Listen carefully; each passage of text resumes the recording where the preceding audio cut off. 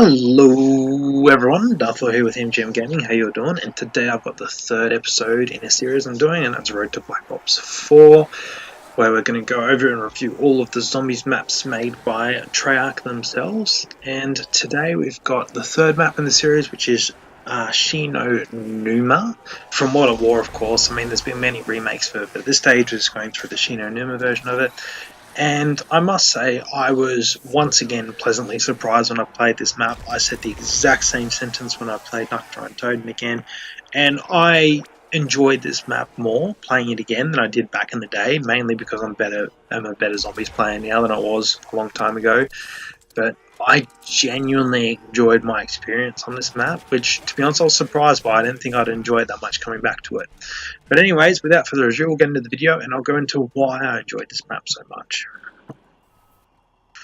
So the atmosphere on this map was, I'm not going to lie, pretty awesome. I mean, we've come out of two maps that are really enclosed, not many colours going on, you know, it's all like closed in, you feel like you can't do anything with your life, and it was a nice, refreshing change from the experience of the first couple maps, and I really love the atmosphere of this map. It's all, you know, outside, even the first room you spawn into, it's really cool. You can see the sky and everything, and just some of the little fun little things I got going on, like half the zombies try to do like kung fu and shit on you because they're like full Japanese zombies and stuff like that, and it's just really cool. I love the atmosphere of this map. It's like, you know, it's in a swamp environment, it really feels that way.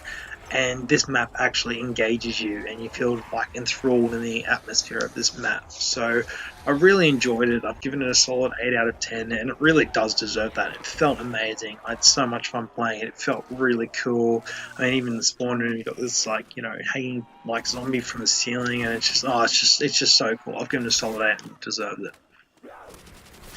So next topic here we got is the originality. Now this map brought a lot of things to the table, surprising a lot of things, to be honest. I mean, it's the first map we see any sort of special round. They've got the Hellhound rounds, which is like every about 5 rounds there's the Hellhounds pop in, and admittedly they're probably a bit too hard in this map, but it doesn't change the fact that it was an original idea. It's changed the way the series has gone from here, and it's just really cool they put in.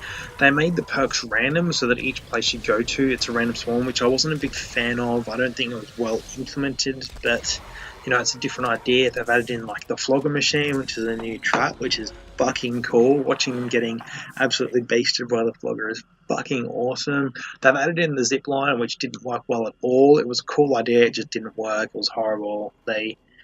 Like I said, good idea, it just wasn't implemented well, because where they implemented it doesn't really affect the gameplay much, and yeah, it just wasn't good. But it was a cool idea, and I respect the idea. They've also got the idea of the swamp, making it a more open map with more places you can go, but slowing you down. So it had an interesting thing where it made the map more open, but didn't allow gameplay to be too much easier. So it was very interesting. It was an interesting idea with the swamp. I actually don't mind the swamp on this map. I don't like the mud on Origins and even the lava on Transit and stuff. Like, there's some things that annoy me with the slowing down of the gameplay, but I actually don't mind the swamp on this map. For some reason, it just doesn't bother me that much. I actually like it. And the last original thing they got on this map here is the Wonder Waffle. This is the first map we see the first real Wonder Weapon apart from the ray gun, and the Wonder Waffle was awesome. It was a great introduction. Anyway, overall, I really like the stuff they added to this map, particularly the Hellhounds round. I mean, I've said already, I think they were a bit too hard and they didn't really balance it well. Also, the zipline was a cool idea, but they didn't really balance it right. I mean, they just had some cool ideas. They weren't executed perfectly, so I've given it an 8 for originality. Added a bunch of cool stuff. It's a cool new map, cool new vibe, cool new feeling, but they didn't implement everything as best as they could. So that's why it's gotten an 8. It's still got a solid ranking. It's just unfortunate it couldn't get quite up into that 9 or 10, like top tier sort of stuff. So anyway, the next thing we're going to go here is the setup on this map. So the setup on this map is a bit of a mixed bag. The setup's not too bad. The problem is it relies way too heavily on RNG. So RNG stands for random number generation, and one of the things I tried to add in this map was every single time you expand and go to one of the huts on this map, you have a perk that spawns in. So that can be Juggernaut, Quick Revive, Double Tap, or Speed Collar. Now this is random every time, so it doesn't matter which of the 4 huts you go to, it's going to be a random perk. Now to unlock to the huts, is 1,750 points. So I'm not going to do the math off the top. No, excuse me. I'm not going to do the math off the top of my head. But if you were to try to get to all... Oh, wait, I can. It's 7,500 points if you open up every single hut. And if Juggernaut's in the 4th hut, you've spent 7,500 points opening all the doors. And then you've got to spend another 2,500 points buying Juggernaut. So that's 10,000 points all up to get Juggernaut at the beginning of the game.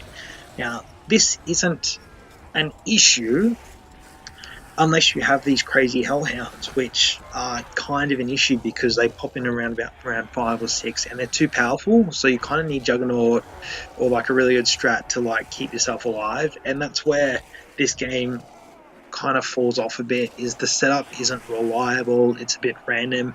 And the problem with some of the ways the mechanics in this game is set up, I mean just Water War mechanics in general and the introduction of hellhounds, is you really need that Juggernaut early on to try and survive, particularly if you're an average player. I mean, I know how to deal with it now, so it's not an issue for me now, but particularly when I was first playing this map, it was a big issue.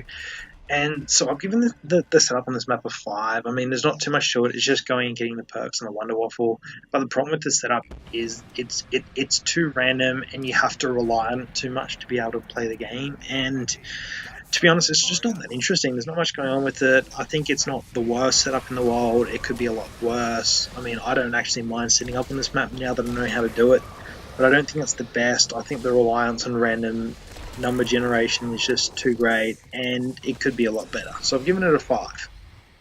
So the next topic here is the difficulty. Now, difficulty is a very, very interesting one because it's all based on opinion, really. I mean, I said in my last video that I think a map shouldn't be too difficult or too hard, and it's really interesting because I think this map is actually pretty good for the difficulty, but it's more the scaling of the difficulty that's really odd. So the problem you've got in this game is the first, probably, let's just say 10 rounds, I mean, it's probably less than that, but the first 10 rounds of this map are actually a bit more difficult. You've got areas you've got to open up, you don't have perks because of the stupid RNG system, and, I mean, there's a couple of training spots on this map, but they're not that great. So the first few rounds to set up, and the Hellhounds, man, the Hellhounds in this map are fucking terrifying. So the initial round set up for the first 10 rounds is on the more difficult side, but then you get past about that, and you stop spending your points, and you've got the Flogger and the Wonder Waffle, and you've only got 24 zombies per round that spawn in this map, which is very important. Only 24 zombies per round is the max. So at round 5,000, there's still only 24,000 zombies per round spawning. So what you've got is this system where the first 10 rounds of the map, to be honest, are probably more difficult than they need to be. Like for a new player starting up, it's probably a bit more on the difficult side. I mean, when you consider the first couple of maps, it's not any more difficult than the first couple of maps. It's if anything a bit easier, but the first couple of maps were very difficult as well. So you've got the first maybe 10 or so rounds, if you're not set up, the rounds are difficult. And then past about round 20 or 30, when all the zombies start to spawn really quick, the rounds become really easy again. It's just really interesting how the scaling works. I don't like the way the difficulty scales, but I think the map as a whole is actually a pretty good difficulty setting. Everyone says it's too easy because you can get the high rounds really easy because of the 24 zombies per round. But I don't measure my experience off number of rounds. I measure it off how fun, how much time it took me, how easy it was to do stuff. And if you're taking the round counter off it and going up a time counter or a kill counter, this map's completely different. And I actually like the difficulty of this map. I think it's good. I just don't think it scales very well. So I've given it a 6 overall, which I think, to be honest, pretty fair for this map, I feel. I mean, everyone's going to have a different opinion, but I've chucked it at a 6 for the difficulty. So our next topic here is the game flow. Now, the game flow on this map is fantastic. I mean, you take away the little setup process. There's a couple of little hiccups with the setup process, and apart from that, the game flow is fantastic. Every 4 or 5 rounds, you've got these, not zombies, hellhounds popping in to ruin your day and completely change the strategy. And because there's only 24 zombies per round, you're constantly looking towards that hellhound round, trying to get that max ammo again, looking at your strategy, trying to build towards it every round.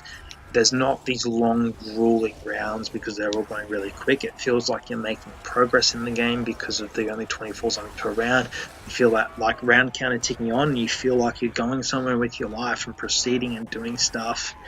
And the gameplay on this map just feels really good. When I'm playing games, apart from the small setup processes, the only reason this hasn't gone right up the top marks of this ranking system is because of the setup and the RNG on the perk spawns. But I've given it a solid 8.5 for the gameplay, and it really deserves it. Like I said, the only negative point is a little part of the setup process and the random of the perk spawning. Apart from that, the gameplay is fantastic. It feels like you can just keep going and play the game naturally, and it just feels easy and satisfying to play, and it doesn't feel like there's any big chores to do, and it feels interesting. So I've given it a solid 8.5 here in the game flow. So the next topic we're going to go over here is the game variety. Now, this map doesn't have a big variety in the ways you can play, to be honest. There's only really a couple of high round strategies.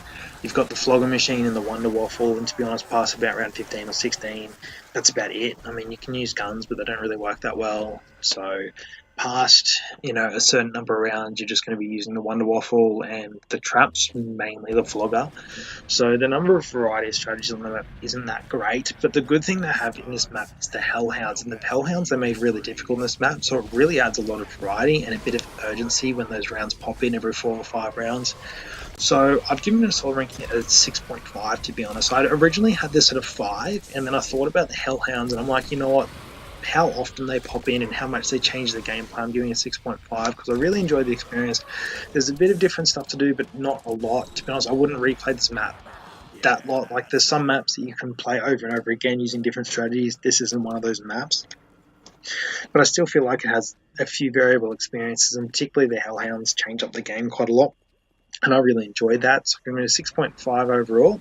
So my last topic here is the co-op playability of the map, if you will. So this is actually a really interesting one. So I preferred this more than Nukt and Verrucht from a co-op perspective, because what they've got is they've got the 4 huts around the map, which is kind of like almost like a fun little thing to try and do with your mate, to try and hold off a hut. It creates an own little, like, almost niche experience.